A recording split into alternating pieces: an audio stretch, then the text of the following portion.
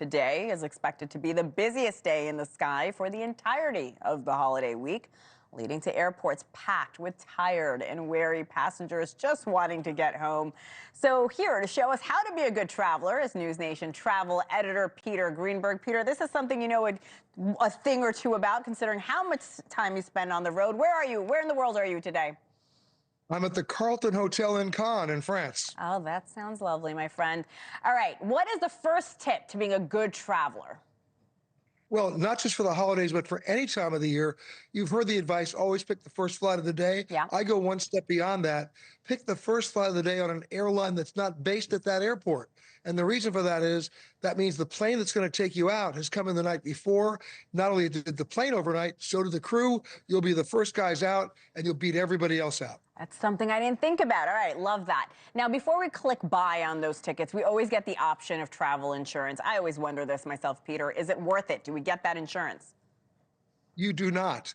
You know, the problem with it is people who book their flights online, you can't complete the transaction unless you either opt in or opt out of the insurance. Opt out. Why? You have no idea what you're covered for, and worse, you have no idea what you're not covered for. You can always buy it through a third party, a travel agent or a travel advisor, who can walk you through the hieroglyphics of that policy language so you know what you're covered for and what you're not covered for. We always try to get those nonstop flights. We don't want to make those connecting flights. But if we have to, what should we know?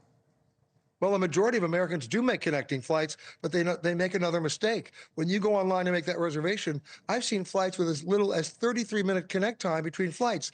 That's absurd. You can't even get off the plane for 18 minutes. If you were an Olympic sprinter, they'd have to call the paramedics. So what you need to do is you need to give yourself at least 2.5 to 3 hours between connecting flights for two reasons. Because if your first flight is late and you miss that second flight, all the other flights are full. But giving yourself 2.5 hours to 3 hours between connecting flights, you got a fighting chance. Oh, I see panicked passengers all the time because of that very thing. One thing that can certainly dampen your travel mood is being stuck at the airport for hours. So what's your advice on how early you should be there? And of course, saving time when you do finally get to the airport. Well, I'm a contrarian traveler. So remember that first flight of the day idea? When you go, don't go to departures. You saw that line at LAX this morning? Yeah. That was going to departures. No, you go to arrivals. There is absolutely nobody there at 6 o'clock in the morning. Take your bags out, go up the elevator. You'll save 10 minutes in traffic. And then be a contrarian when you get there. Get your bags and go upstairs to departures and have your friends or family pick you up there. There won't be anybody there. But one other tip I got to tell you. Yeah. It's about your bags. This is high season for bag theft. Now, bag thieves don't steal bags. They steal individual items from bags. So what do we always do? We're usually so happy to see our bag coming around on the conveyor belt, we just grab it and leave. No, open it right there. Make sure everything's still in there, because once you get home and discover that something's missing, it's your word against the airlines and you lose. So every time you get your bag, you open it up to make sure everything's in there? Especially at this time of the year when you're bringing back what? Presents. Yeah. All right, your last tip for how to sail through security. What's the secret to that? This is my best hack of all. I'm going to ask you the question. When you get to an airport security screening line with TSA, there may be one or two different lines. Yep. Which one do you pick? I go on the shorter one. Say the shortest one. Yep. That would be incorrect.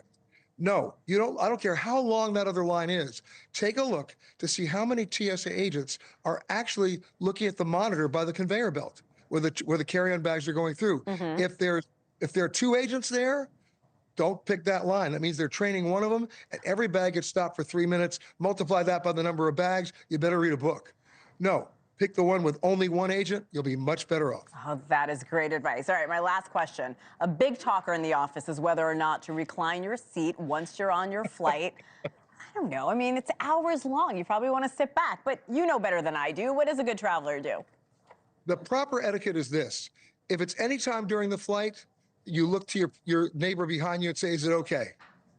You just ask, right? And you never do it during mealtime where he's covered with food. So always ask permission, but that, of course, presumes that your seat actually does recline. These days, most of these seats recline about 1/4 of an inch. It's ornamental at best. All right, yeah, that's what I'm used to, too. It really doesn't recline that much. Always great talking to you, Peter. Thank you so much. Peter Greenberg joining us from France today. Thank you. You got it.